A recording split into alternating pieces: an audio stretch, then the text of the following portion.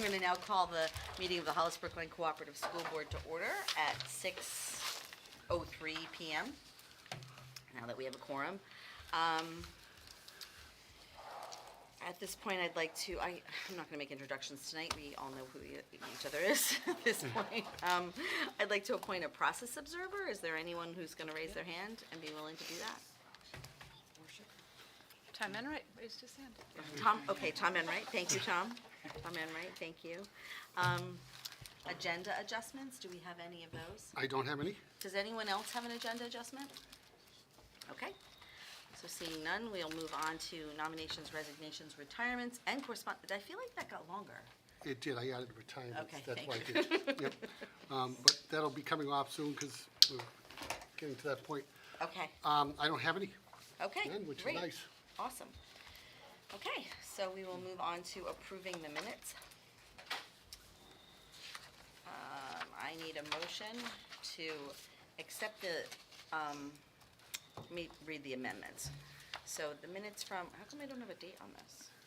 Were they from last? From the last, November. So November, what was the date? November 16th. So from the minutes from November 16th.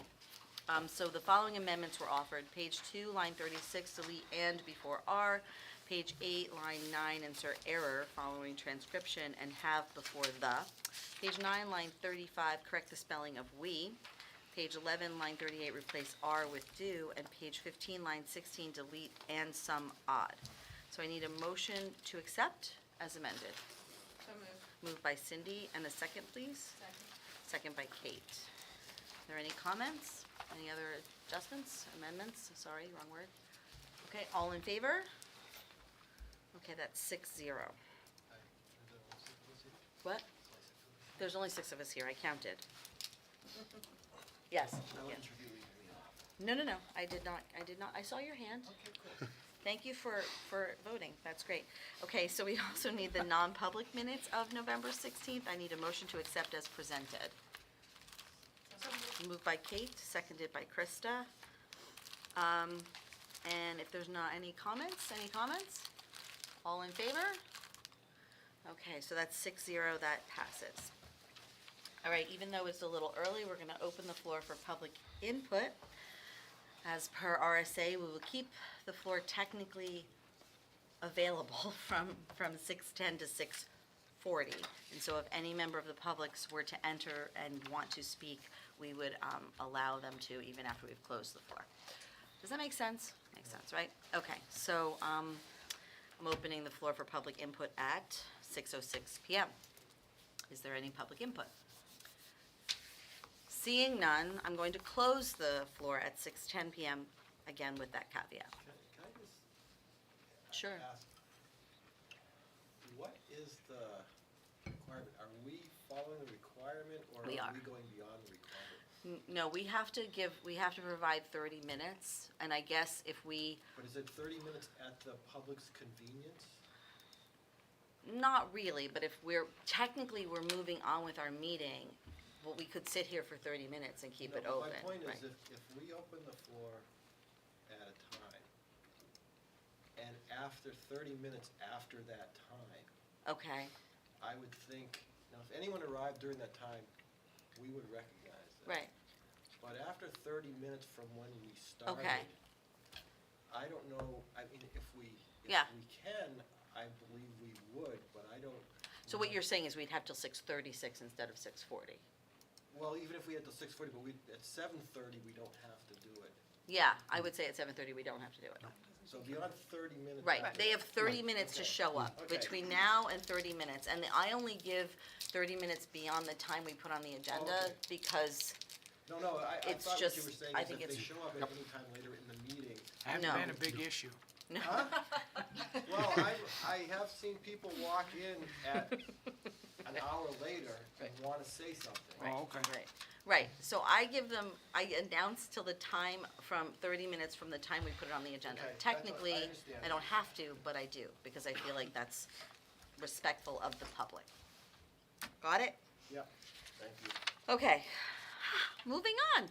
Principal and athletics reports. So we will start with and I guess our student council reps are probably, yeah, it's a really busy time of year for these kids, so I totally appreciate that. Who wants to go first, gentlemen? You gonna duke it out? Go for it. Not with this guy.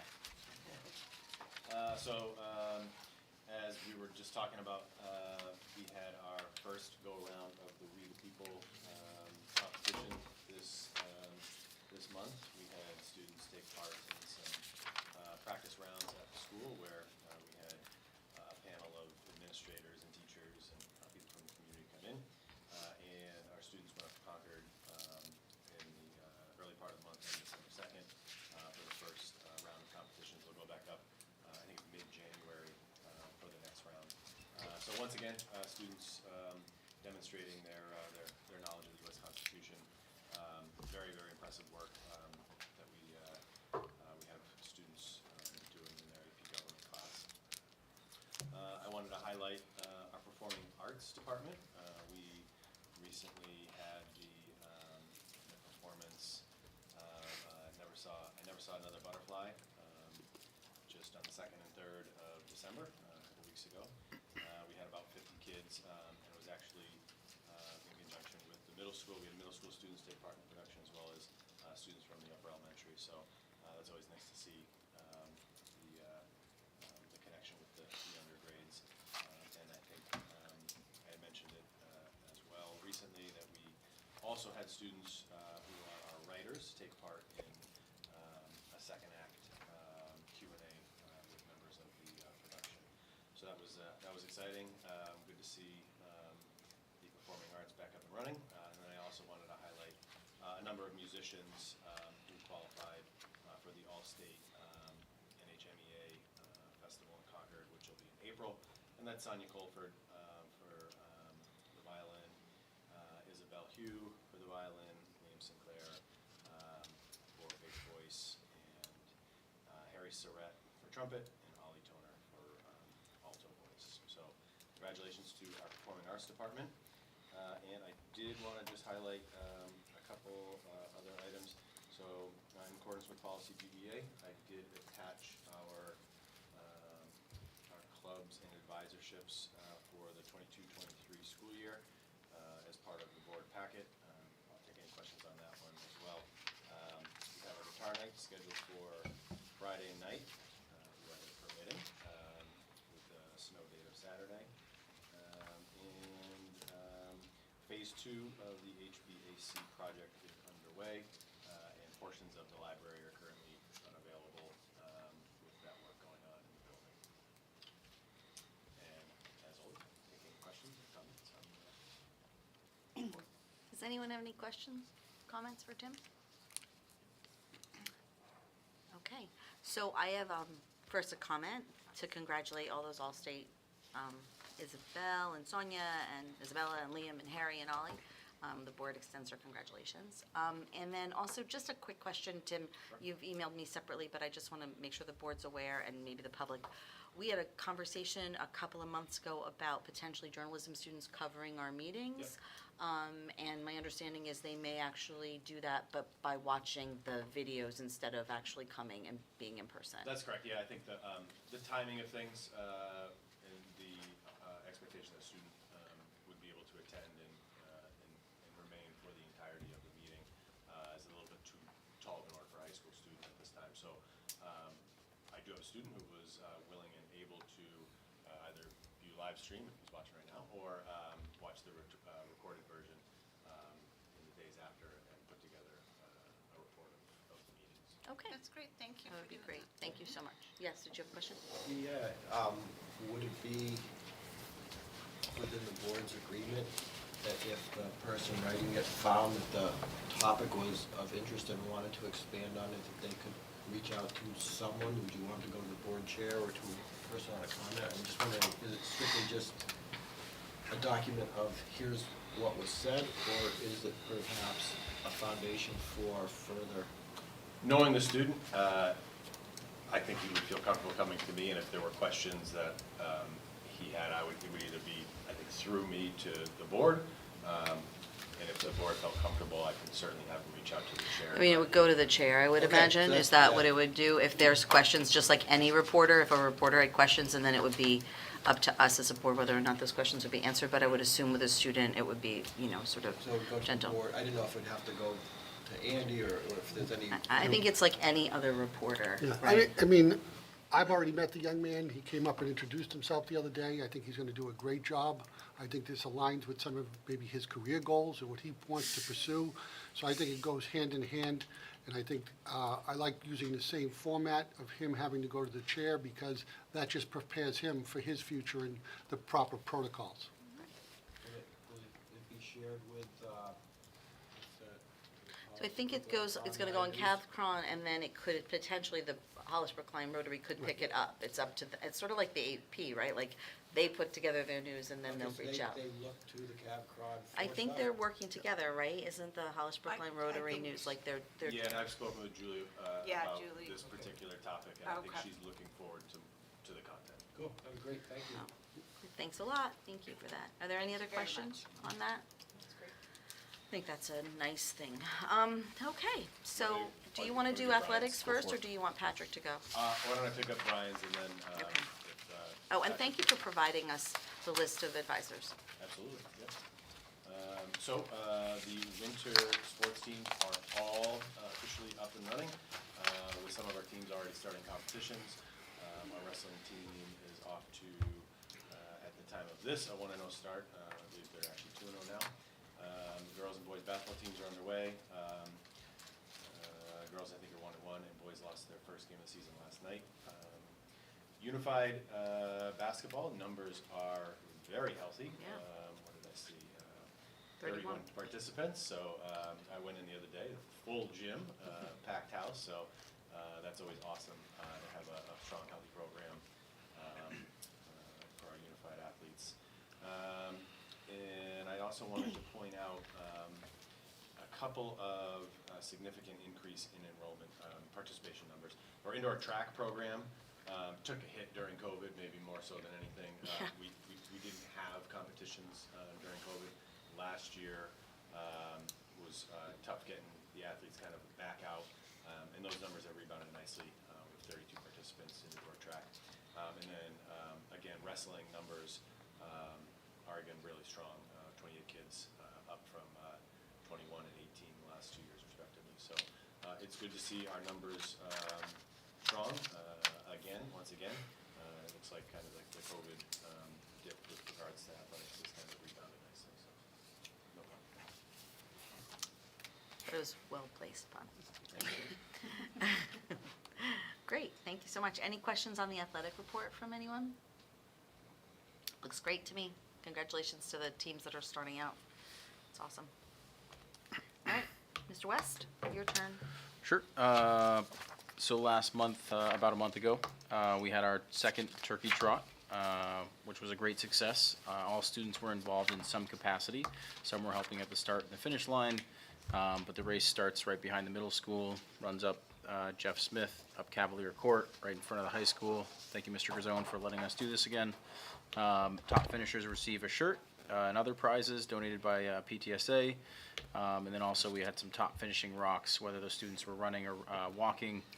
We kept track of the students that finished, and the rocks that finished with all of their students and teachers are given a breakfast. There were also some awards for funniest costume, funniest hats, and overall it was a great event that I hope we can continue on next year as well. Student Council is back with their Helping Hands gift drive, and they've added a dog opportunity for mittens. And we actually changed it up this year for the mittens. This year was local families, which I think was a really nice change up for this year. And also, I think a lot of us here are dog lovers, so that was a nice addition for the Helping Hands gift drive. Couple shout outs for some students. Our Patriots Pens essay contest hosted by the VFW. We had a first place finish in Sage Caspito, 8th grade. Second place finish in Everett Bird, 8th grade, and Bria Sheehy finished in 3rd place. The exciting part about that is they all receive a cash prize and a certificate from the post 11373. Sage's essay will be moving forward to be judged at the state level, and she'll be invited to the VFW Scholastic Awards Banquet in January, which the state winner will be announced at. George Robinson, who's involved with this essay, just wanted to thank our social studies teachers for really keeping this as a part of their curriculum. He mentioned that it's really not the norm across the state, but HBMS really is a model school for keeping with this tradition of the Patriots Pen essay. So thank you to our 8th grade social studies teachers for keeping this going. We had our band and chorus concerts last night, again in person. It was the first time that both band and chorus concerts were in person together on the same night in 3 years. So it was nice to get back to a tradition that was here prior to the pandemic. The performances were unbelievable. The band really had a great performance, all 3 of their songs that they did. The last one was a really nice way to end. And our chorus, which is about 107 students, did a really nice job as well. Mrs. Spencer Mrs. Spencer is the chorus leader.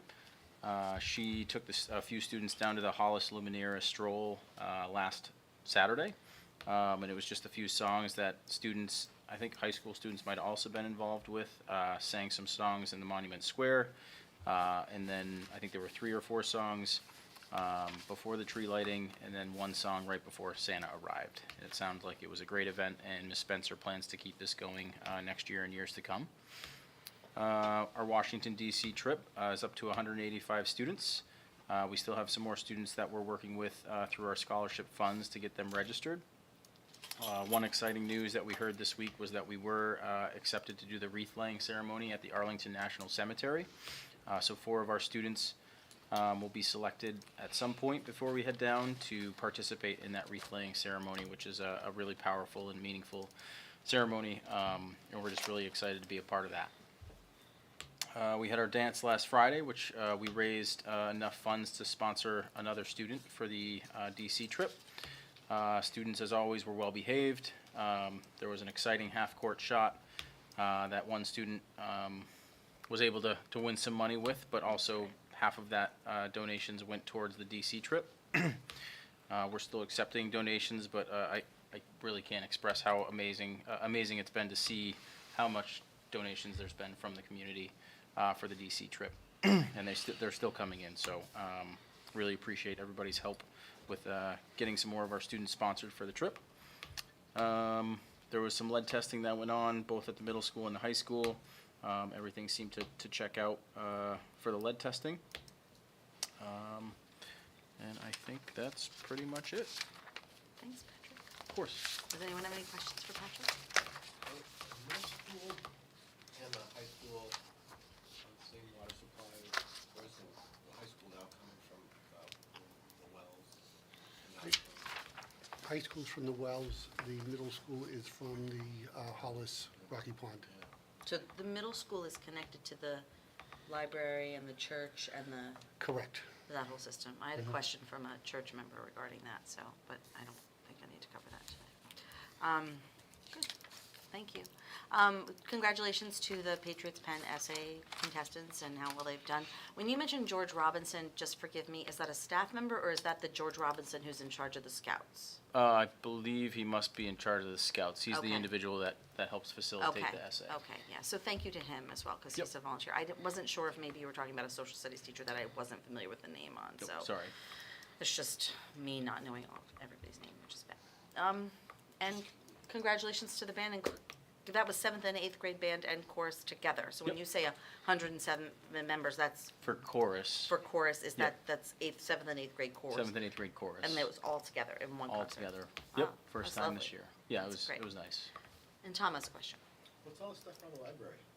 So we have, and I'm sorry that's not in here, we have our night games going on this week and next week. And this morning, one of the activities or challenges for our rock group was to make a snowman out of anything that you could find in your rock classroom. Oh, fun. So feel free to take a look at those creative snowmen, snow people. That's great. Oh, thank you. Still Yeah, our counselors, and I'll mention that maybe next month, just some of the great activities that our counselors put together for our students during rock that really add some fun to this week and next week. Yeah, that would be great to include that in your report, a little bit about the rock and what rock is all about, because I Okay. think that's great for the board to hear and also really nice for the public to, for all our public to hear as well. Great, thank you. No more questions? All of our followers. Yeah, the follow, well, I think lots of people are watching, don't you? What do you think our ratings are? Okay, so, moving on. Are we done with principal and athletic reports? Have we got it? We're all done? Okay. I did notice that the middle school numbers are a little bit down or up or whatever, but the thing that's confusing for sports is that the 2020 year, you actually had a lot of participation because you didn't Have have clubs. to field teams in the same way, right? So that's important for, if you're looking at those numbers, to know that column is excessive, is high. Are there any other club sports that are going on in the winter though? I mean, the numbers are low. Dodgeball? Didn't you guys just start a dodgeball club? We did, Yeah. yep. Okay, That was so- well attended last Really? year, so we got it back up and running, It's amazing started that children January. would volunteer to do dodgeball. Well, we're not really supposed to do much of it during the day, Oh, so okay. there is a interest from students, so we got that club up and running again this year, and thanks to the parent volunteer who's keeping it going. So my nightmare of gym dodgeball is no longer present during the day. Nope. That makes me very happy to hear. But there are people who voluntarily want to do that. Yep. Well, great for them. And also, Cindy, the ski club this year, we have 90 students participating. Great. And Carol Swanson, one of our seventh grade math teachers, is taking that on, and she could have shut it off at one bus, but there was such an interest that we had 90 students participating this year. That's amazing. Yeah. That's great. Do you know where they're going? Pat's Peak, Skiing. Thursday nights. A mountain, Going white skiing. stuff. Skiing. Great, fantastic. Love to hear that kind of participation. Perfect. Okay, so at this point, we'll move to discussion, and I feel like most of these topics do fall, well, the first two are yours, right? Mhm. Okay, so I'll hand the floor to Andy, and he can do the facilities update. Okay, first I wanted to start with the facilities update. I had passed the board out one sheet of paper, but that's a culmination of months' worth of work. We started in July, as you know, and we came to the board in August and September. We had drawings of the two buildings, and we were using the architect in EEI for two purposes. One, to look at what we needed to do now, and two, to help us kind of to plan the next 5 to 10 years for capital improvements. We came back to you in November, and the architect had taken the drawings and put it in more of a scope and sequence for the renovations and what they felt we needed to do. And then, just the end of last week, we sat down again, and that's the information I'm bringing you tonight with some background. Just so you know who's on the committee, we have Lance as our facility director, Kelly is the business manager, Dave from EEI. EEI is a energy-conscious company. They did the ventilation systems at the high school, and they're doing work for us over in Brookline as well. And then Ingrid is from Banwell Architects. They put forth 4 things that they think we should consider doing. It was interesting that last month, Mike Levitt from the Energy Committee spoke to us, and a number of these projects align kind of with what the Energy Committee is seeing as well. The first one is to look at the high school lighting. That would be to replace every fixture in the high school with LED lighting. We've installed LED lighting in the gymnasium and in the mini gym, and if you've been in there recently, you'll see a drastic difference in the amount of light, but they're much more energy efficient and would result in a yearly savings of $35,000 by changing those lights. There would also be a rebate component. Right now, we can't give that number because the legislature is always playing around with the rebates of what they're entitled to, but it usually is by fixture. Just to give you an example, in the Hollis projects, we probably received a rebate close to somewhere between $75,000 and $100,000 per building to do the fixtures. The next piece is the high school boiler. The high school boiler is basically at the end of useful life. And when I'm talking about the boiler, I'm talking about the boiler itself, all the piping. We would be removing the underground oil tanks and going to propane.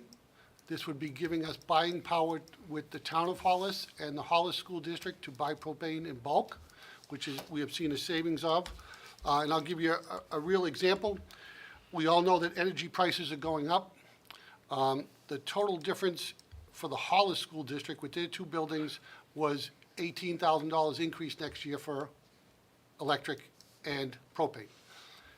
Brookline, who's on oil, basically the electric cost was similar, but it was $74,000 difference.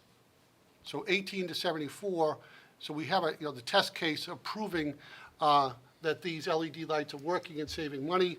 Hollis does have the solar, and at some point, we need to look at that, I think, for the co-op as well. But this would include all new control systems, so that the facilities department could control the heating and ventilation, everything from their phone at home, if they had to during a snow day, which would be very beneficial. The efficiency of the new boiler, EEI is projecting a yearly savings of $47,670. The middle school, they're recommending we look at our lights and change them all out as well, which would be a $400,000 cost and still the $35,000 savings. And the middle school boilers, again, they're at the end of their useful life. They need to be replaced. If I had to pick a set of boilers, I would pick the middle school from where they're at. That's $914,500 for $30,921 of savings per year from the boiler's efficiency. Is that a conversion to propane also? That is a conversion of propane, digging up the tanks. And part of this is, there has recently been a new law passed. It's not on the educational side of the house, it was on the environmental side. That is changing the piping required from the tank to the boiler. So this spring, or next budget season, summer, we will have to replace the piping from our existing tank to our existing boiler. Whether we would like to or not, that's the new law. That would have to happen in both buildings. That expense is going to be $150,000 per building. So basically, we would need to look at a $300,000 expense, which is equivalent to basically the first year of a lease payment. So at some point, after we have the budget committee meeting this week with Kelly and the budget committee, and we go through all this with them, we'll make the determination, and we may do both. We may decide as a board to put the $300,000 in, because we have to do that to meet the new requirements. But at the same time, we may propose a lease, which would replace all that. And the lease would be the first item at the annual meeting. And if that passed, then I would recommend we would remove the $300,000 from the operating budget. So we're not kind of doing it in two places. But at the same time, we're providing us with the security to know that we have to get that piping changed. And it's frustrating because that piping doesn't do anything for us. It doesn't give us any more efficiency. It doesn't eliminate underground tanks. So it's. It does do something, but it doesn't do anything that you can quantify as preventive. Yes. But does the investments in either of these boiler line items absorb that, or is it on top of that? It absorbs it. Okay. Yep. So that was built in to their pricing to, when we did the tanks, we'd get all new piping into the building. Where are the tanks currently? I believe the middle school is right out here in the driveway in the I back. guess my real question is any of the recent new paving going to have to get torn up by the piping change? I'm not sure at the high school. Yeah. I believe they're in the what I'm going to call the cul-de-sac. If I was going up the building to go around to the back, there's like a cul-de-sac on the Oh, yeah, left. yeah. I believe they're in there. So I wouldn't say there'd be much in the way of touching the pavement that we did. And then the educational piece, we'd like to examine looking at the science wing here and replacing our science labs. Bringing those up to code sides, we'd be moving some walls, we'd be making some adjustments. We'd be taking 4 aging science classrooms and modernizing them and setting ourselves up well, because for those of you who have been on the board for a while, you know we have made some major shifts to our elementary science. We have acquired a wealth of equipment, again, last year for the high school science, and this would allow us to really elevate what we do for science at the middle school, and then probably 2 years from now, we would look at doing something around the high school cafeteria and the high school science robotics pieces. So it's just kind of staggering these costs because, not surprisingly, to do all the renovations in the two buildings that EEI and Banwell came up with, you're looking at probably, a $13.5 million to $14 million price tag. What we've done very successfully is phase that in over time, and there's really a couple reasons for phasing things in. One, we only have 10 weeks of summer, so we have to make sure that we can get everything done and open. So it doesn't really assist us with just putting everything out there. It'll never happen, or God forbid, we're not ready to open and people are waiting around for school to start. That would not be good. We do plan on, again, narrowing this down, getting more specifics, and bringing it back again in January. But it's kind of just, kind of going through the funnel. We started with everything, and now we're moving down. And these are what we will probably be recommending. We would ask the board, this is pretty much almost all equipment, so we'd be looking at a lease. The advantages of a lease in some ways is that right now we know interest rates are higher than they have been. Leases are easier to refinance, so if interest rates went our way over the 15-year period, we would be able to refinance that and hopefully lower that payment. You would be looking at about a $300,000 payment a year. I can get more of an exact number in January, but you're also looking at conservatively $150,000 in savings. So basically, that would offset the cost of the bond or lease. Just to clarify, the underground tanks are right outside the doors to the maintenance office. So no, No paper. Where are they? right outside the doors of maintenance. Yeah, yeah. So that area, the cul-de-sac in the back, It's like a loading dock. yeah. Yeah.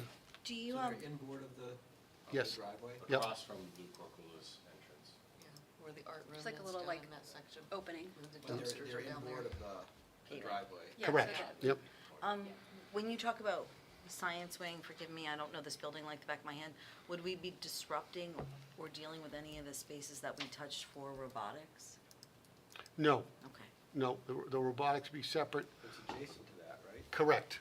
Yep. so I'm not far off, it's in It's that the- area. It's if you just go down this hallway, Yeah. there are two on this side and two on Yeah, that okay, side. So it's just the rooms, the two rooms? Yes, Correct. that Did aren't we appropriately move the sized. But we moved a science classroom One was down by art and we moved it to over. and that's where robotics is And now. robotics is down there, Okay, so we wouldn't be dealing with that old science classroom that's now robotics, we'd be dealing with the four The four that science we have, classrooms yep. that are across from each other, okay. That are too small. That are too small, okay. And a couple of questions about the boiler Yep. things. We're seeing that electricity, it's almost gone full circle now, where electricity as a power source looks like it's going to be the long-term lower cost between renewables like solar and other sources that are quite possibly going to be coming online in the next 10 to 20 years. Was any discussion about using heat pump technology? I mean, we put a whole bunch of stuff here, and some of that, I mean, not here, in the high school, and some of that has heating capability as well, doesn't it? Yes, yep. So what would it look like if we aim towards a replacement with heat pump technology versus boilers? The heat pump technology, when you go much beyond a building like HPS into a much larger building like the middle school and the high school, it is very difficult to heat that size rooms because you would need such a magnitude of heat pumps. They only have about a 15-year life right now, so you'd be, potentially, you could have your first units going at year 7 or 8. I mean, they're warranted for a number, but you'd have some going. I'm not talking about using heat pump per room, like Yeah. large centralized. Again, the tech, Is the aging of it? well, I don't know if the technology's there for that scope, okay? But at the same time, there would be nothing that would prevent us from going to solar panels and hooking our LED lights up and those components. And if there were specific areas, as we've found with some, we've used some heat pumps in like computer labs and things that need to be a certain temperature. We have some heat pumps in the high school for the IT sections where those machines get very hot, Rich's stacks. So there are definitely ways to utilize them, but the overall efficiency of these boilers, you're talking very high efficiency, dual boiler, so that you're always, as long as you have power with the boiler system that can heat the entire school. And, if from a dollar amount point of view, 3.9 million is too much, they are ranked in priority. So what I would recommend, if the board wanted to reduce it, is that we would just delay the science labs. They're not, I thought you had middle school boilers before high school boilers. Yeah, I put a little star there that you thought. Yes, they were- I do, but the four items, So this isn't specifically your ranking. It's just, if I had to rank them, it would be your middle school boiler, your high school boiler, and then you can pick and choose a set of lights, because both need the lights desperately. But I'm just saying, if you were looking to save $1 million, you could basically take out the science wing and delay that, and package that with your high school cafeteria, Entrance. your robotics, your entrance, and middle school science. and you think those things are gonna come forth next year, you're thinking? I'm thinking probably the year after, and I'm just thinking logically, next year is a teacher's contract. So I don't think I would put a lease or a bond versus a teacher's contract. So it would probably be 2 years from now. And I think everybody knows that, yes, we need a new cafeteria at the high school, but at the same time, we've made it work for 20 years, and we can make it work for a few more. But in terms of the boilers and things like that, my other worry, as you can see from those numbers, if we had a boiler go, and the boiler itself is gonna cost you between $500,000 and $600,000. We don't have that type of money in the budget. So we have, we would have to figure out a way to rob from other areas to pay for something of that magnitude. And we're gonna discuss that a little later in the meeting. But that's the scale of where costs are going. We have solid pricing because we priced a boiler at TSDA, very similar in size to the middle school. That was $500,000. We have a unit ventilation project that we're finishing up. Each of those units is $300,000 to $400,000 apiece. It's just the going rate. What did you say earlier that a payment on this package would be $300,000? Correct. I don't have any problem at all with the number. With a $300,000 payment discounted by the savings we make, if that isn't saleable, then we need to all go somewhere Well, else. and plus you're talking, there might be some rebates coming through, so it might even not even be This is the totally saleable. Yeah. For me anyway, this isn't debatable. Let's move forward. Does that 300 include the science 140. wing or just the first floor? No, that includes the science wing. What is it on just the first floor? We'll just do a, Gina, I think is gonna pull up a quick calculator for us. Is it just proportional?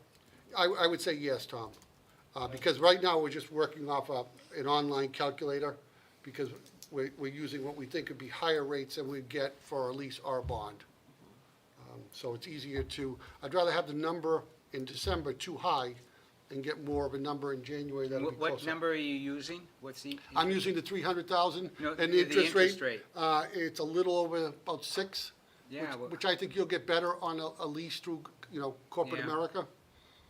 And we've been going, we have a very strong relationship right now with TD Bank. They've actually been giving us rates equivalent to the New Hampshire Bond Bank or slightly above. But the nice part is with TD Bank, I can refinance those rates if the economy was to come back down. I don't know if that'll happen.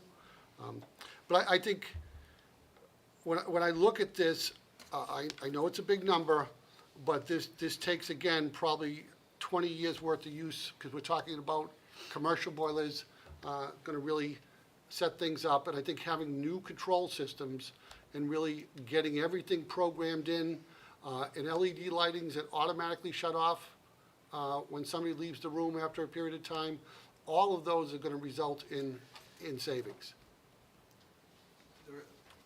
My question is, and Tom, this may really be part of what you're talking about. Are you thinking that all 5 of these on a single warrant article, a single bond, The Yeah, municipal lease. I'm thinking a these single municipal lease? municipal lease. The only thing I'm thinking is that the first 4 have savings associated with them.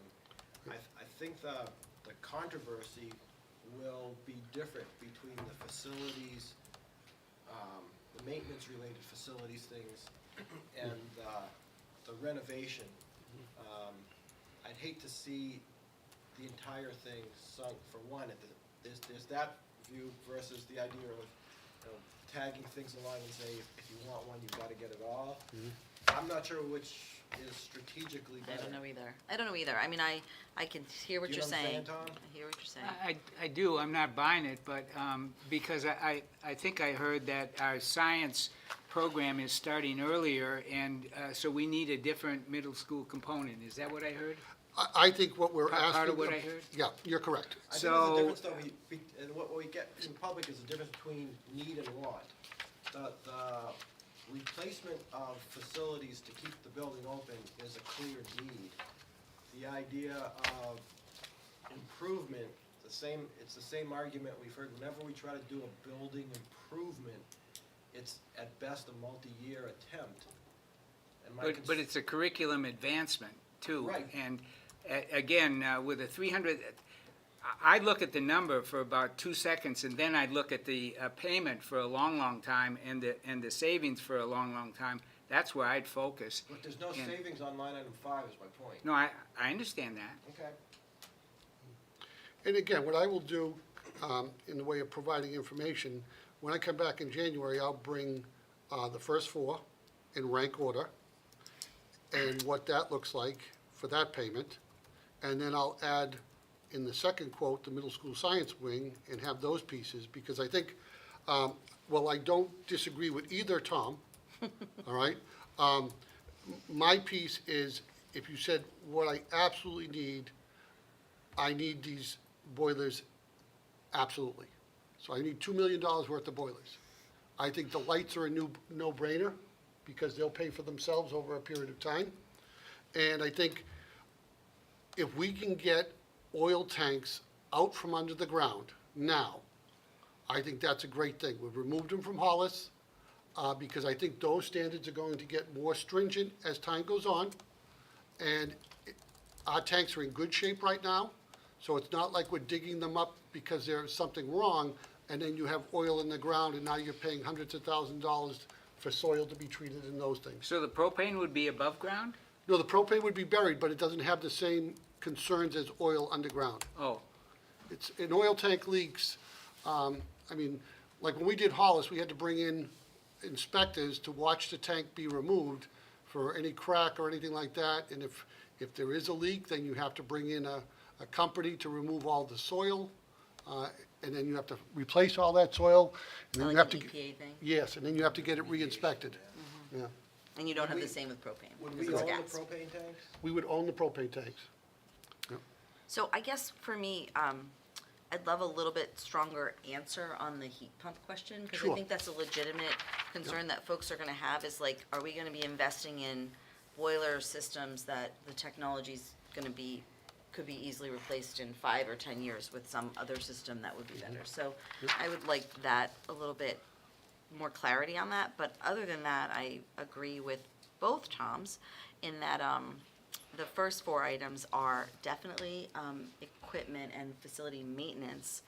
The 5th one is not, but I think all 5 of them are more needs than wants, to be honest with you. I think the renovation of a science wing sounds like a want, but it's a curriculum that really is just such a driving force for our students, and it's something that our students have, to be honest, struggled. Like, yeah. If that's the argument, and granted, this is just a 30,000-foot look, something will have to be articulated that says why we cannot meet our curricular needs with the current facility. Angie, if we took out the science wing, the interest rates are based on the amount of the bond or the lease, right? Or, Typically, sometimes you go up over 2 million, you get a little bit better rate. that's what I was thinking, Because we'd had that discussion before. it's funny, when they sell leases, they sell them in, say, groups of 50 million, 100 million. So sometimes you get a good rate because the company is looking to pick up a lease that fits into their portfolio.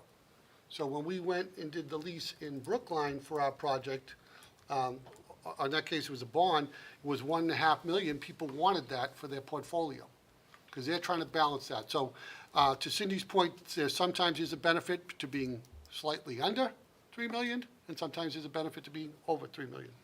Or in this case, slightly under 4 million. Right, exactly.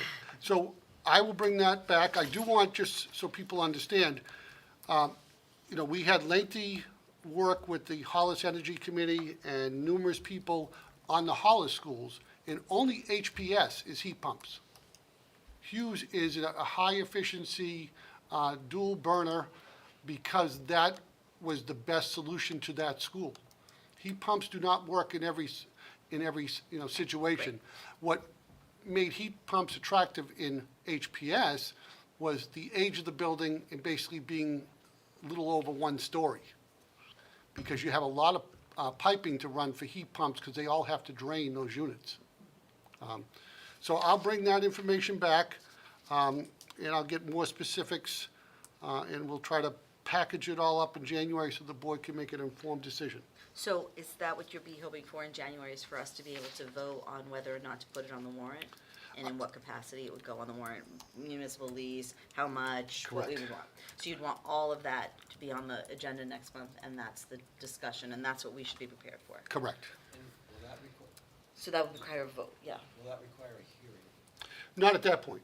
All you're doing is saying you want to move forward because Will it, it require a hearing Yes. before The district meeting, yes.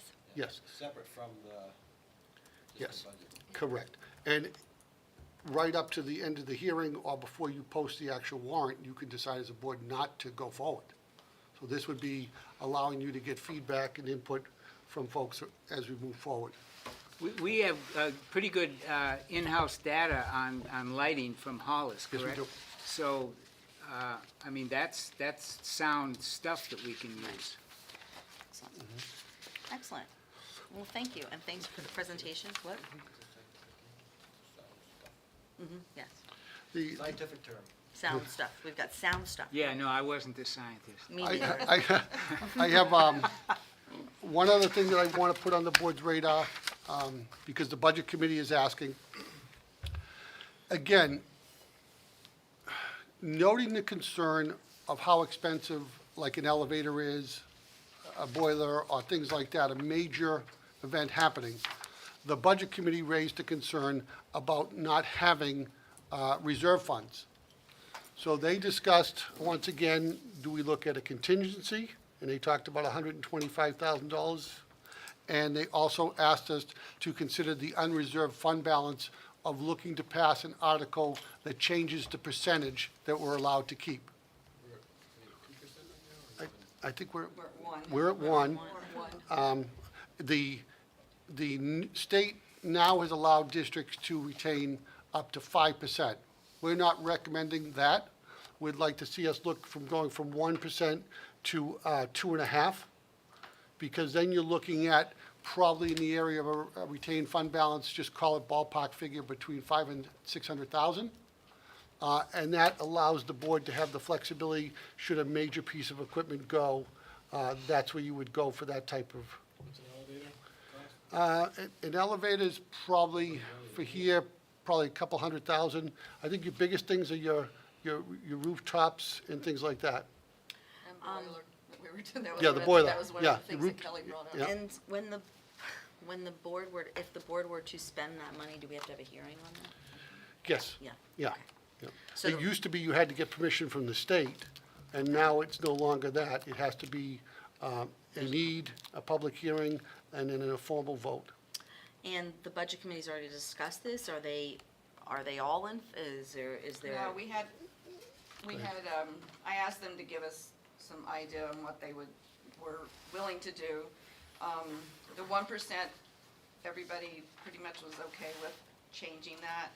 And then Darlene had them talk about going up to the 2.5 and the contingency fund.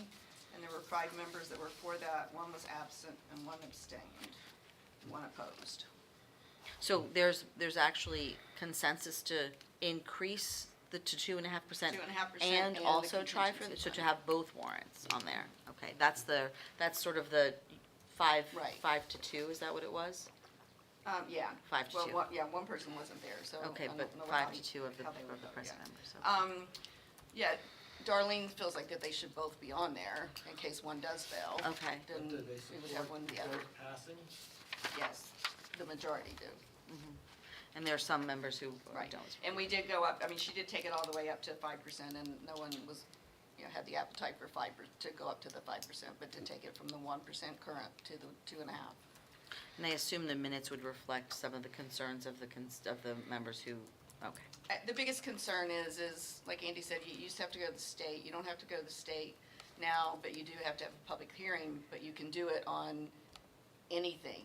And the concern was that, and it's not particularly our board, but the concern was last year for the SAU, that we had said that there was not gonna be an increase, and then there was an increase in the salaries. But, we tried to explain that that's a different group, for one thing, and secondly, that they don't have a contingency or any kind of fund else to pull out, when we did the increases.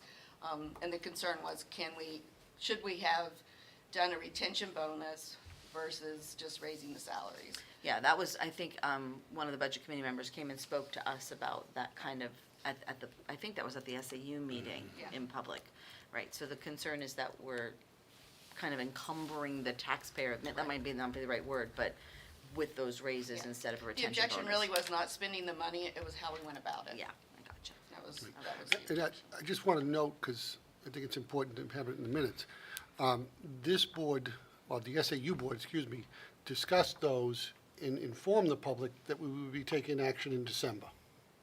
So some people were concerned how it happened, and it was all done through SAU motions. We outlined everything that would need to happen in December for our hourly people, and it's kind of the same hourly pieces we're looking at across the districts for food service and those folks. It was your assistant business managers, your accounts receivable, accounts payable, all people whose wages have fallen below the norm. And that's an SAU governing board Right. conversation. So, okay, so thanks for that summary. I mean, I think we should all probably take a look at those minutes so we have an understanding of what the budget committee's doing. So then I assume next month is where we'll be discussing whether this board supports having a contingency fund warrant article and whether this board supports raising the unreserved fund balance to, retained fund balance, excuse me. I'm not really, the language is tricky for me, to 2.5% potentially. Can I just add one other clarification? So the difference between the concern identified for the SAU governing board, that money cannot be returned to taxpayers. There's no mechanism for that to happen.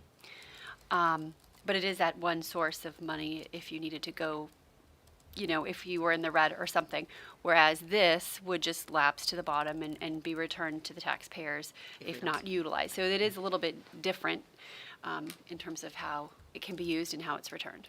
Okay, thanks, Gina. When do we have to have the warrant articles? Is our January meeting, or? I don't have my calendar in front of me. I meant to go back and look at mine too, but Yeah. I don't have mine in front of me. Because either. One moment. we have to have it before the February meeting, so I'm pulling it up. just making sure that our January meeting is gonna Do you have fall a in line with that. It was in the last board packet, but I'm going to pull it up right now. Krista's notebook, look at that, she must have it. See? Do you have it, Chris? In that notebook of yours? Handy dandy notebook. Last day for petition warrant articles. Would that be the same The thing? last day that cost items. Last day for Deliver cost warrant, items, can you find it? 2/15. Oh, so for us, I have 2/6. Last day for negotiated cost items to be finalized, is that what you're saying? That's negotiated would be if you were in a contract. Okay, For so Budget Committee last to day for deliver petition- I was gonna budget say, and that's not warrant article warrants. recommendations to select persons for posting, that's what I have. 2/15. 2/15. 2/15? Oh, that Yeah, sounds it's late. down there, yeah. Last day of the budget committee, Sounds deliver okay. budget warrant, yep. So, Meeting's so March February 8th. 15. That doesn't sound like it falls under compliance. It sounds late. It's at least 20 days before the district meeting, Oh, okay. is the RSA. Straight. Okay. Other than that, and we provided you, once again, just so the public could have it, the Excel spreadsheet. Right now, the operating budget is up 3.5% for the co-op. That is below guidance, so we've met the guidance provided by the Budget Committee, which they were pleased with. And if the citizens passed all the warrant articles, this does not include what we just talked about in terms of that, but if they passed all the warrant articles, which would be HESA, the additional HESA, a contingency, maintenance trust, and special ed trust, that would be a 5% increase for the overall passing of everything, except for if we decide to do a lease article. So the co-op budget is in very solid shape, and I want to thank everybody who has participated in the process to get us to this point. There'll still be some adjustments regarding a couple of the maintenance things that Kelly and I are working on. Is there anything from phase 4 that we really need to look closely at? In Phase 4, what I would say under the new items, Tom, at the high school, we have $227,175 in there for the rigging system replacement for the theater, to replace all the rigging.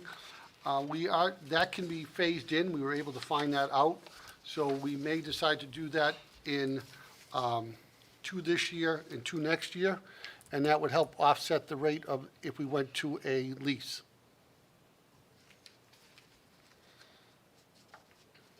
I'm confused. Can you explain that again? Sure. At the high school, for the theater, we need to replace the rigging. Yeah. It's 4 different pieces of rigging at $56,794 apiece. So we put in the whole $227,175 at this point. Looking at the need to do something for those oil tanks, whether we do the piping or whether we pass a lease, we're just going back to decide, do we just do 2 of those? That reduces that by $100,000, but that $100,000 stays in the budget, it's just transferred over to offset the lease or to offset the money needed to do the piping. So do you mean you'd roll, why don't you beef up the lease to, and then put it into the lease? the payment? Well, I put as I said earlier, I would put $300,000 somewhere in the budget for the piping, for the 2 schools, because I need to have that safeguard. If I'm gonna put that $300,000 in, I'll probably reduce the rigging so that, So your number, so your budget doesn't go. so the budget doesn't right. go up to 7 or 8%, it stays in that, 4 to 6 category. And then my expectation was if the So if the lease, bond doesn't pass, you'll delay the rating. if Because the, you got to buy the. Right. But if the bond does pass, then that gets diverted and you do the rigging one shot. correct. I got it. Okay, thank you for that So explanation. that's the only piece. Other than that, really, nothing's changed since last month. And Kelly will have, I think it's next Tuesday, Cindy, is the Budget Committee? 22nd. Yep. That's So they'll- Thursday. Thursday, so they'll be bringing this back to the Budget Committee, and we'll get their kind of final input on what they believe, and we'll bring that back to this board in January and make decisions. Same for a joint meeting. Yeah, that's We typically have the joint meeting on the public hearing day. Public hearing. on the No, public I hearing. mean, Prior to the hearing, sometimes you do, Oh. sometimes you don't. I don't have a, I don't, I can reach The out to, budget public hearing is the 2nd of February. That's what I've been I scheduled. thought that's what we were gonna do, was a joint meeting that day. No, I mean, we don't always do it, but some years where there's been Mm-hmm. items, I was just curious if this was one of those years where people, they wanted to have a working session as opposed to a hearing. Anyone on that? Wanna add a meeting? You're selling it, Holly. I think unless we have the warrants, we don't, or Yeah. tentative warrants, we don't I'll, have as much you know what, to I'll check in discuss with Darlene Yeah. and she and I will chat and see if we feel like that's something we should, push for, but at this point, I think doing it on the public hearing is probably the best strategy. All right, does that sound we good? could, yep, we can move to co-op study. if you'd like. High school master schedule. Oh, yes, I don't have. So you're done with the facilities update, FY '24 budget update, contingency fund increase, blah, blah, blah, blah, capital budget. So we are now on high school master schedule. This was, your request, so if you could just let us know what this kind of is. I'm turning it over to you, Tom. Thank you. We talked about this a little last meeting, but we've been talking about this in general for multiple years now. It sounds like there are some specific elements that we may want to consider in the upcoming future that would relate to the schedule. Specifically, we're talking about making room for advisory. Andy has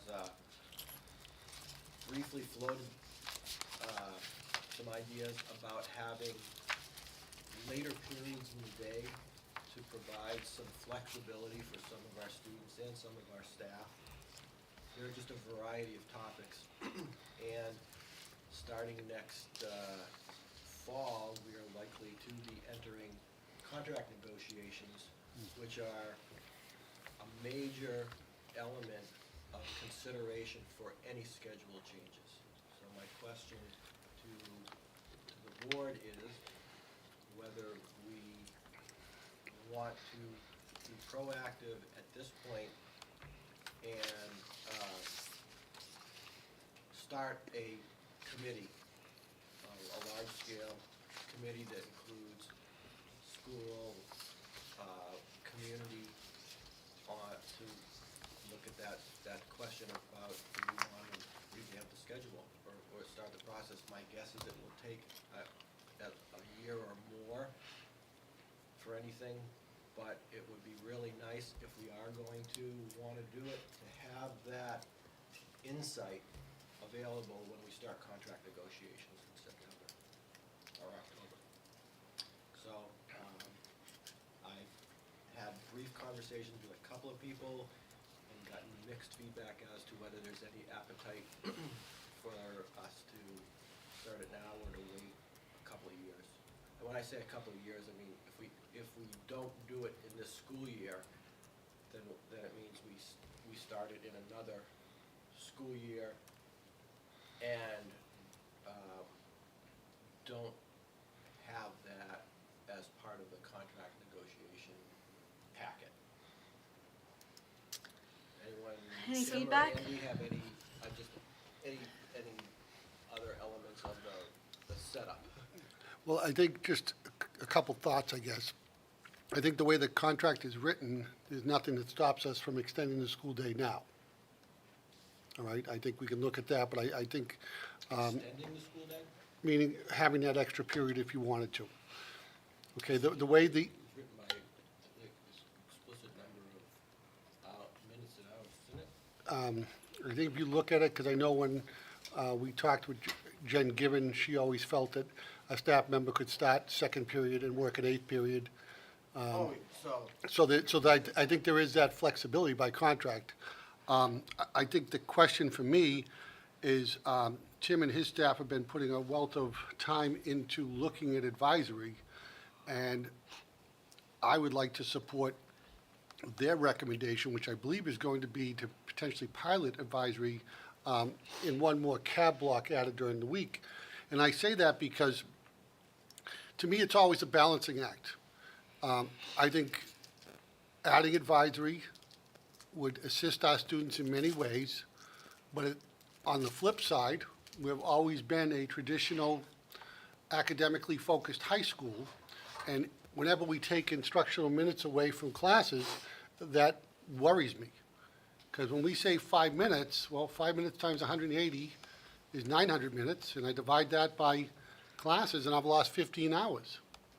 So I've lost 3 days. And that just worries me from a curriculum point. You know, like when I look at our AP teachers, they start the year and they're basically scheduled minute by minute to make sure that they can finish the AP in the time frame they have. So I'm not sure I could support a change to a drastic change, because when I look at our profile that we pass out every year, we're getting the results we want. And so I hesitate to make a major shift, because once you go, we don't know what the results are gonna be for the other areas. So I kind of just like Tim's approach, and that's kind of the approach we've been using since I've arrived. We've always used a system approach. So when we did, when Krista led start time, it was a system approach. How's it gonna affect the whole system? And we tried it out. When we moved the middle school to PLC Fridays, everything we've done has been kind of a gradual, with the goal being the long-term goal. And, to me, the goal is what we want to achieve, but the systems are about the process that lead to those results. And whether we talk about the business office and our budgetary process that we're put in place, whether we talk about, 8 years ago, we went to Google Classroom, and now we're a Google district. I mean, it's amazing what the kids are doing. COVID pushed us into a one-on-one computer environment, but we were ready for it because of everything. So I hesitate to take a giant leap, because I just always feel that if you move slow and methodically, we'll get to our objective, and we've accomplished so much. And this is the next logical questions, and I think we have the right leadership at the high school to take us there.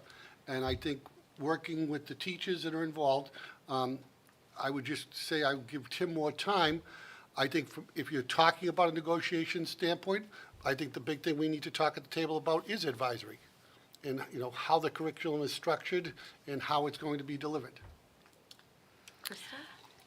Thanks, Andy. Okay, at the risk of sounding like a fuddy-duddy, 10 years ago, I was on the committee that started Cap Block, or and we looked at the schedules, and we looked at them and looked at, I swear to God, every schedule that has ever been out there.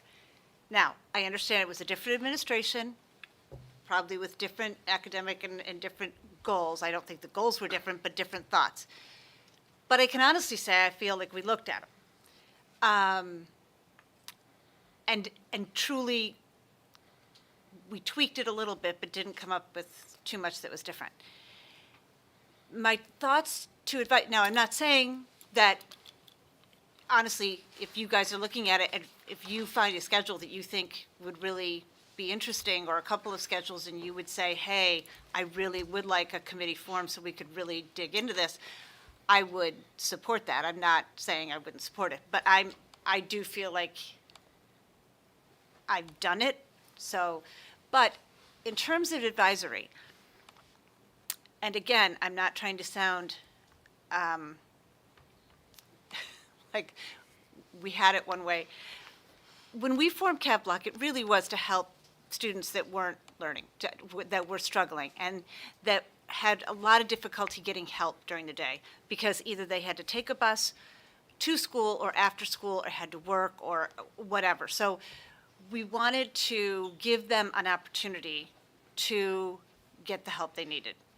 In addition, the very high-achieving students that were pushing themselves beyond craziness and wanting to be involved in 5 million things, it was to give them an opportunity to maybe get some homework done, to settle down, to maybe relax for a few minutes.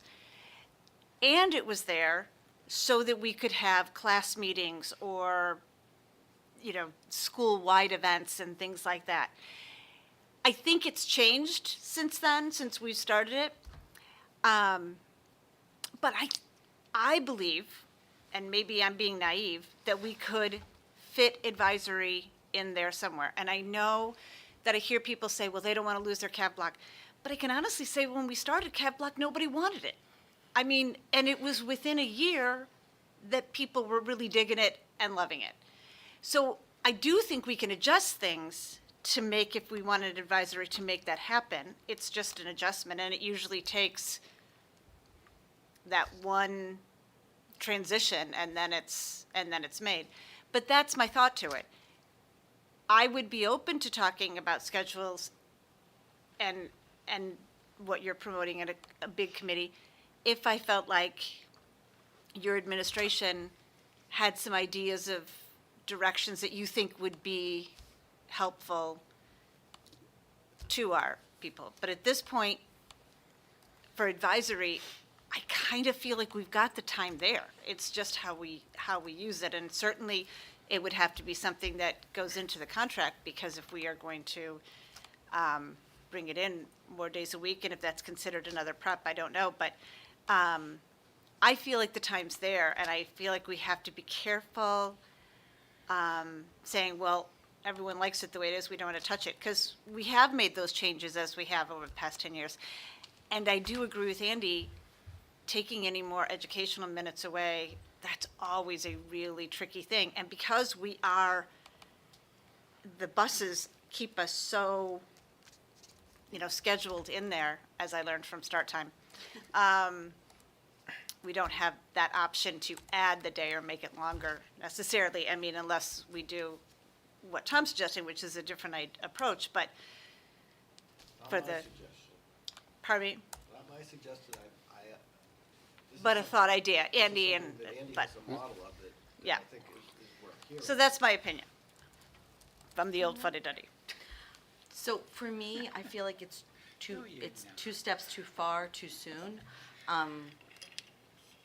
My understanding is that we had a pilot idea coming out of our subcommittee on advisory that went through the IPC, which is the Instructional Practices Steering Committee. And that pilot program hasn't yet started. I mean, you wanted to start it this year, but because of the timing, we're gonna try to start it sooner and next year, and you're trying to test the waters with a few home-based cab blocks during the year. This board has not yet voted on whether or not we want to, voted or decided or had a consensus on whether or not we really support having a significant advisory. We need more information on whether or not advisory works in our school, which is what the pilot program's for, like, one day a week, see how it works, see if 20 minutes works, see what advantages we see if our kids are engaging in it, see if our staff is engaging in it. It works in lots of other buildings, but it might not work in our building. We don't know yet. And so I understand, Tom, like, I get it, like, open up the schedule now, have that conversation, be ready to have that. Time out. Yeah. I'm not saying I want to change the schedule. I'm No, not saying I no. support advisory. What I'm saying is I hear a lot of conversation about things people want to consider. I know that when you get into the contract, we're going to be locking ourselves into certain elements, so. Can I if finish my people- thought? No, not tell it, because you're saying that I'm I- asking that they wanna do this. I'm not asking you to do this. I'm just trying to find out, do you wanna do it? And I'm So trying go- to answer you, No, and but you've you're saying interrupted me. You're saying I said things that I didn't say. Okay. So I'm trying to say that I think we need to figure out whether or not we want an advisory before we start to talk about the schedule. I'm all done. I had a couple of questions, but, you answered them. How long ago was it that we changed the schedule?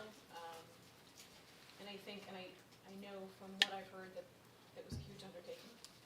And I would expect this to be the same if we were to go into it. And having been on the advisory committee and kind of worked through that, I would like to see what happens with the pilot before making a decision about changing the schedule. So it just seems like we have some great ideas that maybe at some point changing the schedule could help, but we don't know that yet. So it seems a little premature to open that up. Anyone else? Well, I think that we need to give the pilot a chance to see what's taking place. I totally understand Tom's point about if we want to have anything ready for negotiations, but honestly, at this point, I kind of think we're already behind the 8 ball. If we had a lot of stuff going on, we probably should have had the committee already started before, September comes. And I don't know that we've got enough time now even to come up with that. And Krista mentioned there at the big thing that I see with trying to do much more with the schedule is the start time. looked at start time every way, shape, and form, and we're restricted because of the bus contract. So therefore, we're gonna have to deal with the bus contract and the teacher contract if we want to try to do any kind of extension or anything. Because we have to provide, sir, if somebody's gonna stay and do an 8th period, we have to provide transportation for them. So we would have to look at both of those things too.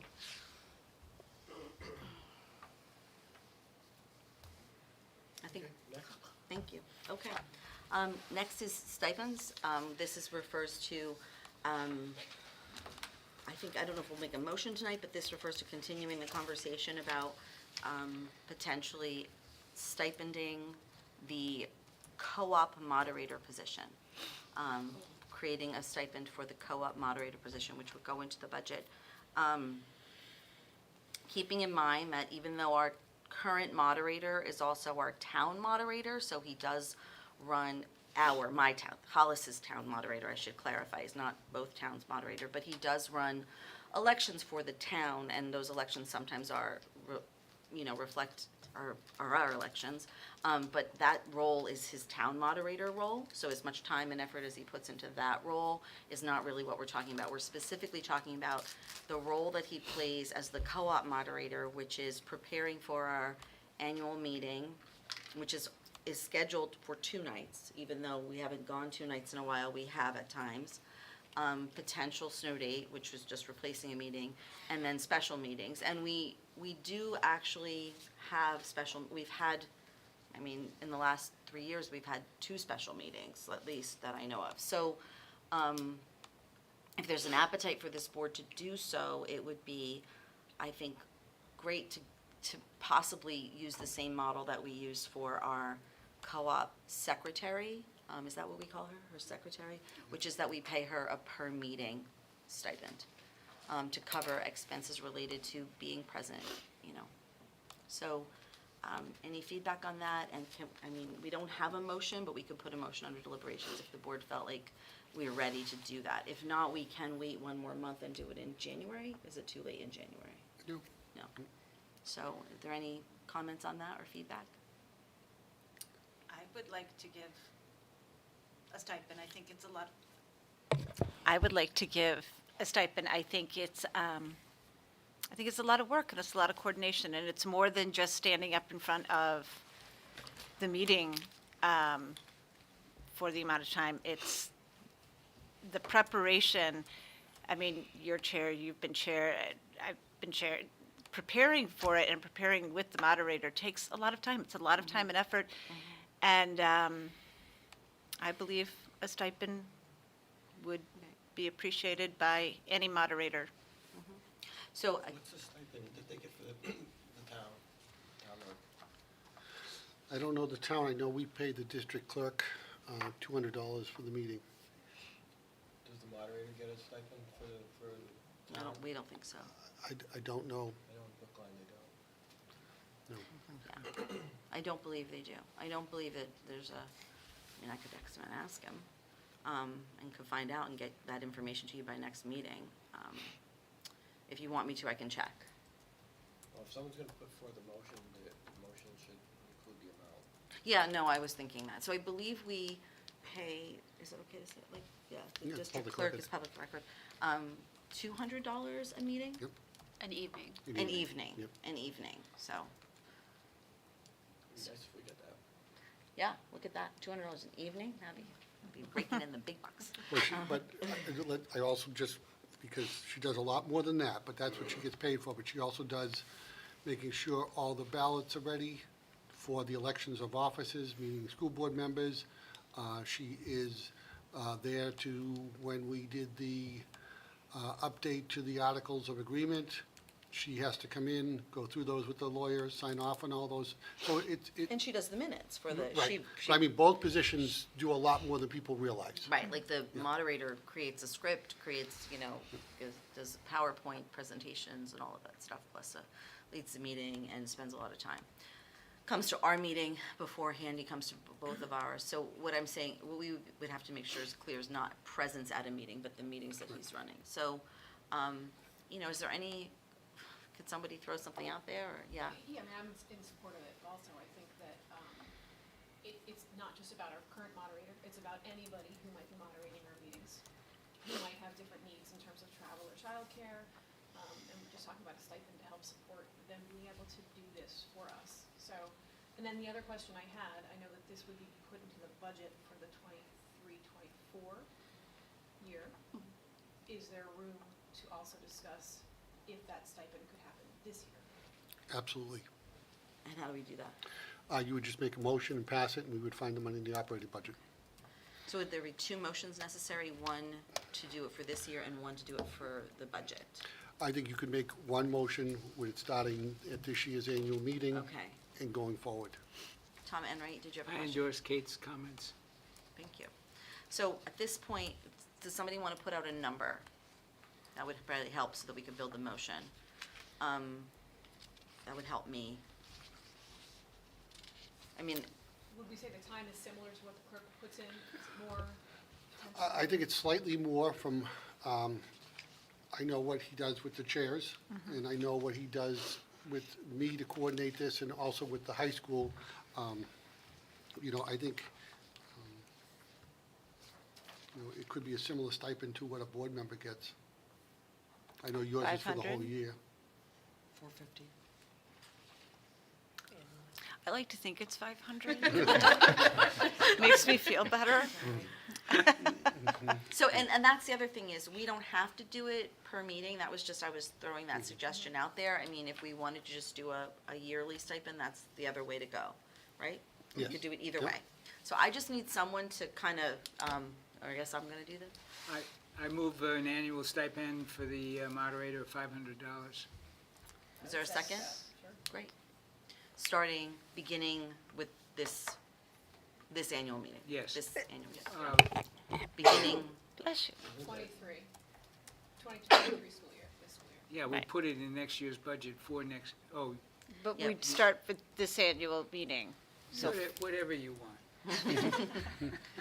My thought is why put off to next year if we can actually support this year? yeah. Yeah, but I was thinking of the budget, just Yeah. putting the number in the budget. I think we can begin it this year, so, so the motion would be to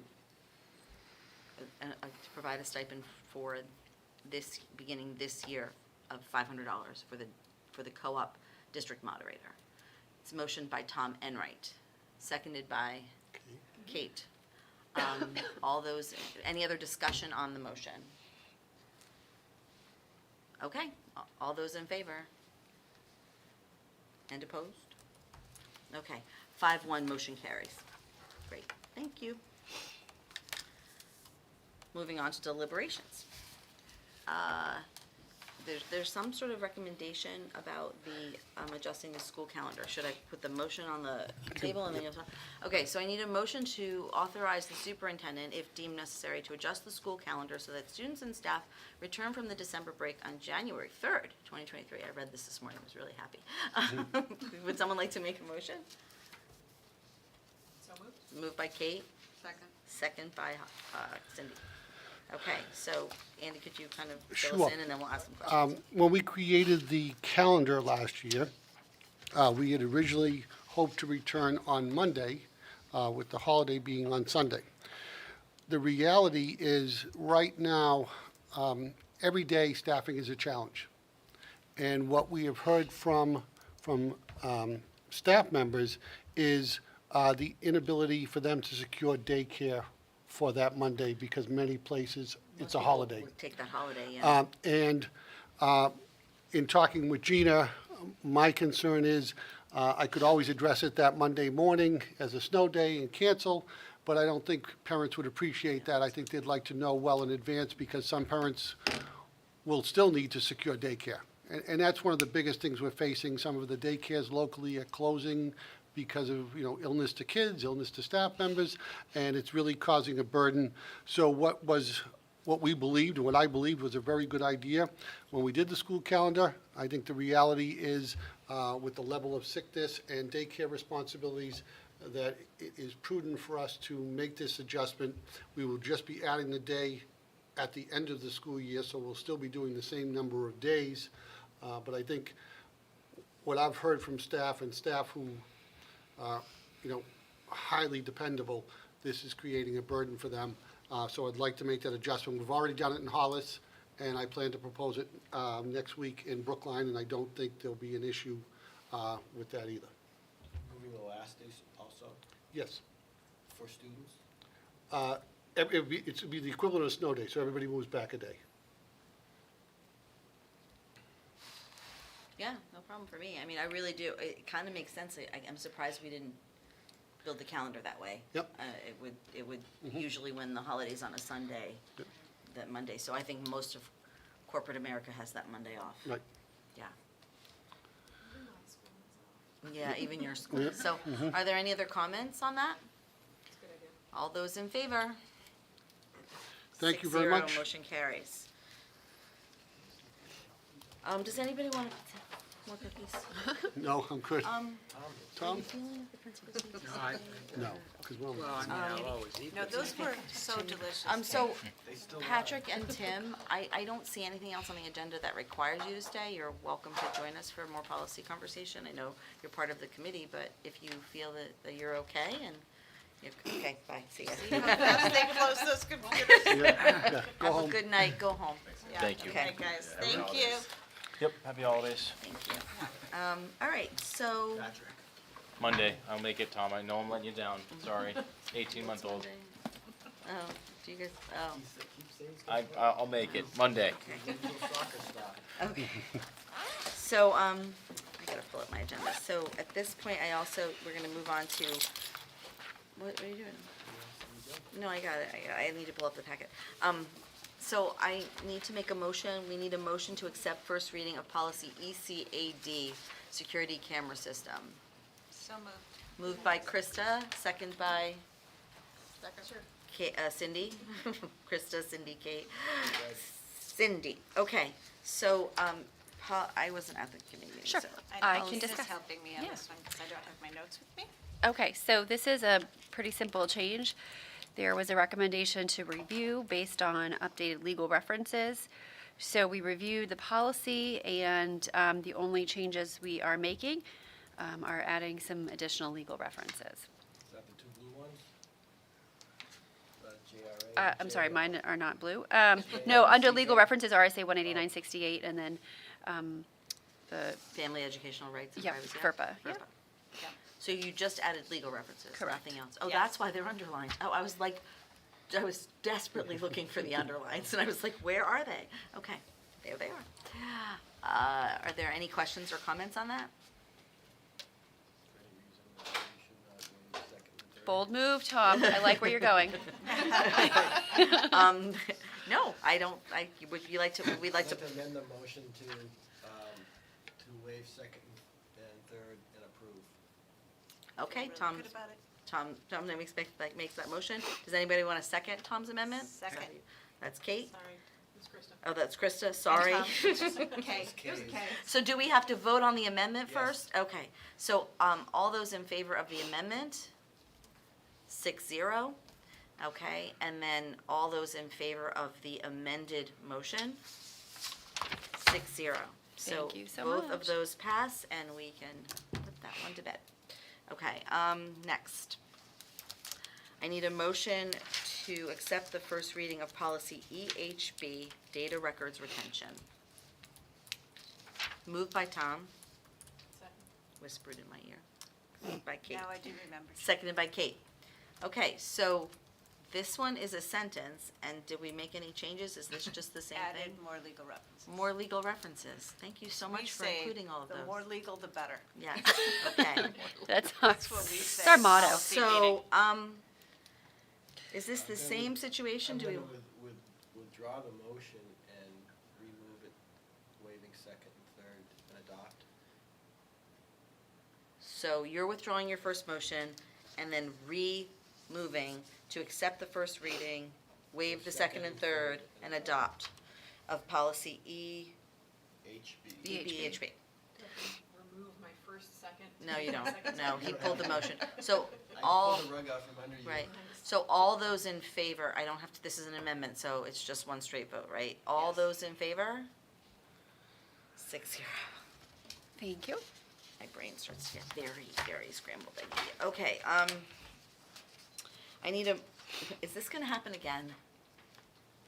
Is this just legal references again? No, Okay, although there's stuff, okay, great. This is primarily pronoun and primarily, yes, but there is some content. Okay, substance. all right, so we'll at least do two. Okay, so I need a motion to accept the first reading of policy JLCB, immunizations of students as presented.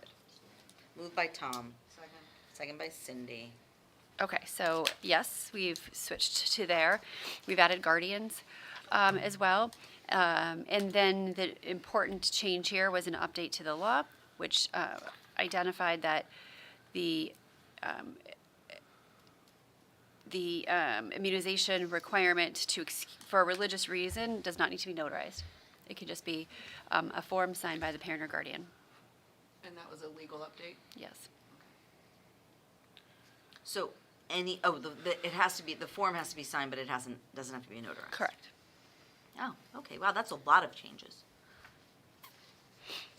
Okay, Well, compared to the other two, yes. yes, so all those in, do you have any The questions, notarized- sorry? I'm just Taking out the curious, notarized is weird, Is so- the form our form, or is that a form that is dictated by RSA or some other? Should have let the principals go, because I don't know the answer, and they're the ones that see the paperwork that comes in. I actually don't know, Andy, is there a specific form that comes from the state, an exemption?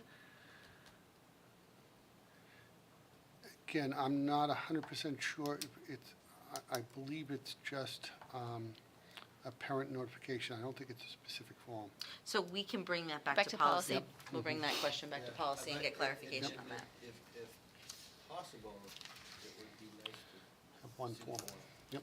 See the I just form? thought it might be an actual form, because the immunization record is Yeah, historically that, Yeah, I was wondering Form, if it but- comes from the doctor's office. yeah, even. but I'm not sure, so we'll go to policy So and we'll go get that back to answer. policy and then come back with that and hopefully bring the form. That would be lovely, if there is a form. If there isn't a form, then, Well, okay. if There's there gotta be isn't a- something. But. Then we'll if there review the isn't a form, language, then you yeah. gotta change the Yep. language. Language, right, exactly. Okay. Good question, thank you. Any other questions on that one? Okay, so for first read, all those in favor? 6-0. Thank you. All right. And then we need to see what action the board will take regarding policy.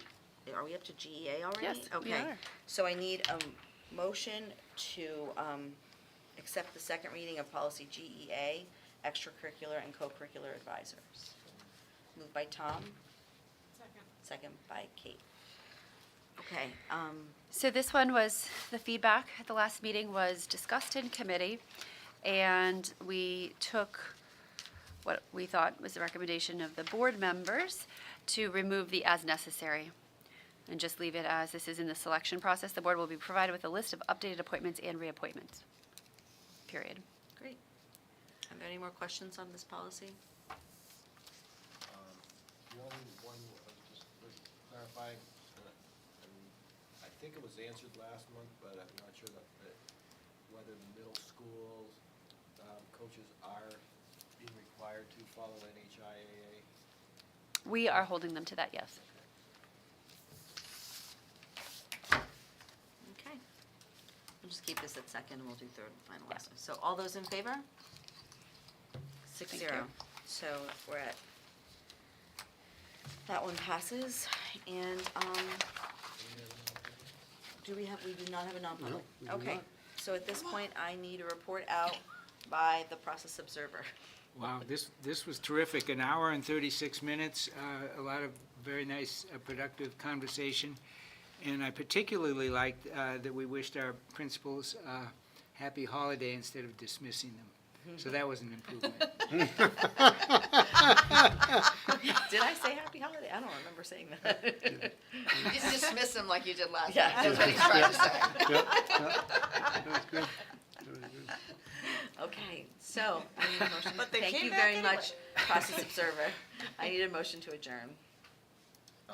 Second. Moved by Cindy, second by Krista. All in favor? And we are done at 7:36 PM. Thank you very much, everyone. Let's do that again tomorrow. Yeah, that was Yeah, good. let's